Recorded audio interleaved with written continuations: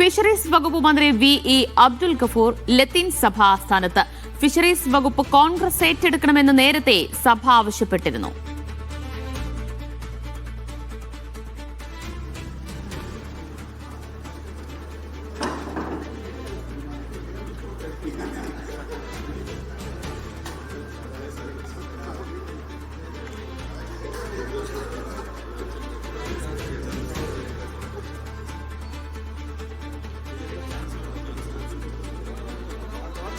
സനൂപ് വിവരങ്ങൾ നൽകും. സനൂപ്, ലീഗിന് ഫിഷറീസ് വകുപ്പ് നൽകിയതിൽ ലത്തീൻ സഭയ്ക്ക് വലിയ എതിർപ്പുണ്ടായിരുന്നു. അവരുടെ ഭാഗത്തു നിന്നുള്ള ഒരാൾ എന്ന് വെച്ച് കഴിഞ്ഞാൽ തീരമേഖലയെ അറിയുന്ന മത്സ്യത്തൊഴിലാളികളെ അറിയുന്ന ഒരാൾ മന്ത്രിയാകണമെന്നൊക്കെയായിരുന്നു ആവശ്യം. അതെല്ലാം അവഗണിച്ചാണ് ഇപ്പോൾ അബ്ദുൽ ഗഫൂർ വകുപ്പ് ഏറ്റെടുത്തിരിക്കുന്നത്. അതിന് പിന്നാലെയുള്ള ഈ കൂടിക്കാഴ്ചയുടെ ലക്ഷ്യം എന്തായിരിക്കും?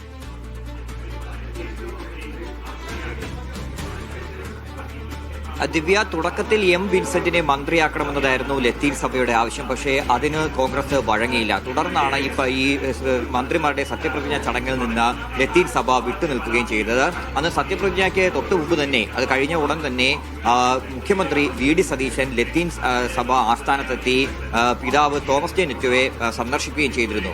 തുടർന്ന് കോൺഗ്രസിൽ വലിയ തർക്കമൊക്കെ തന്നെ ഉണ്ടായി. ഉന്നത വിദ്യാഭ്യാസം കോൺഗ്രസിന് വേണം എന്നുള്ളൊരു ആവശ്യം മുന്നോട്ട് വെച്ചിരുന്നു. അതിന് ലീഗ് തുടക്കത്തിൽ വഴങ്ങിയില്ല. പകരം ഫിഷറീസ് വിട്ടു നൽകിയാൽ മാത്രമേ ഉന്നത വിദ്യാഭ്യാസ വകുപ്പ് വിട്ടു നൽകൂ എന്നുള്ളൊരു നിലപാടിലായിരുന്നു ലീഗ് ആ സമയത്തുണ്ടായിരുന്നത്. ഇതുകൊണ്ടാണ് ഈ സത്യപ്രതിജ്ഞ കഴിഞ്ഞ ശേഷവും വകുപ്പ് വിഭജനം പൂർത്തിയാക്കാൻ കഴിയാതെ പോയത്. തുടർന്നാണ് ഈ ലീഗ് ഫിഷറീസ് ഏറ്റെടുക്കുകയും ഉന്നത വിദ്യാഭ്യാസ വകുപ്പ് വിട്ടു നൽകുകയും ചെയ്തത്. അപ്പോഴും കടുത്ത അതിർത്തിയിൽ തന്നെയായിരുന്നു ലത്തീൻ സഭ. കാരണം ഈ മത്സ്യത്തൊഴിലാളികളെ അറിയുന്ന അവരുടെ വിഭാഗത്തിൽ നിന്നുള്ള ഒരാളെ മന്ത്രിയാക്കണമെന്നുള്ള ആവശ്യം ശക്തമായിട്ട് അവർ ഉന്നയിച്ചിരുന്നു. സി പി ജോണിനോ അല്ലെങ്കിൽ ഷിബു ബേബി ജോണിനോ ഫിഷറീസ് വിട്ടു നൽകണമെന്നും ഫിഷറീസ് മന്ത്രിയാക്കണമെന്നൊരു ആവശ്യമായിരുന്നു ലത്തീൻ സഭയ്ക്ക് ഉണ്ടായിരുന്നത്. അവരുടെ അതിർത്തി കടുത്തതോടെയാണ് മന്ത്രിമാരായ കെ മുരളീധരനും സി പി ജോണിനും അനുനയ നീക്കവുമായിട്ട് ബിഷപ്പ് ഹൗസിലെത്തി തോമസ് ജെ നെറ്റോ പിതാവിനെ സന്ദർശിക്കുകയും ചെയ്തു. പക്ഷെ അപ്പോഴും ഇതിലൊരു അതിർത്തി കുറയ്ക്കാൻ വേണ്ട ഒരു നടപടി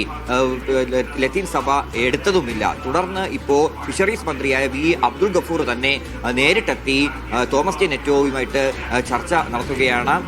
സഹകരിച്ച് പോകണമെന്നുള്ളൊരു ആവശ്യം മന്ത്രി തോമസ് ജെ നെറ്റോയോട് തീർച്ചയായിട്ടും ആവശ്യപ്പെടും. കാരണം ഏത് ഘട്ടത്തിലാണ് ഫിഷറീസ് വകുപ്പ് മുസ്ലിം ലീഗ് ഏറ്റെടുത്തു തുടങ്ങിയ കാര്യങ്ങളൊക്കെ തന്നെ അദ്ദേഹം വിശദീകരിക്കും. പക്ഷേ അപ്പോഴും എങ്ങനെയായിരിക്കും ഈ അതിർത്തി കുറയ്ക്കാൻ കഴിയുക എന്നുള്ളതാണ് ഏറ്റവും പ്രധാനപ്പെട്ട കാര്യം. എന്തായാലും വളരെ വിശദമായിട്ട് ഈ വിഷയം കോൺഗ്രസ് കാണുന്നു എന്നതിന്റെ ഒരു ഉദാഹരണം തന്നെയാണ് ഇപ്പോൾ മന്ത്രി തന്നെ നേരിട്ട് ലത്തീൻ സഭയുമായിട്ട് ചർച്ച നടത്തുന്ന വഴി കാണാൻ കഴിയുന്നത്. എന്തായാലും അനുനയ നീക്കത്തിലേക്ക് എത്തുമെന്നാണ് പ്രതീക്ഷിക്കുന്നത്. ദിവ്യ.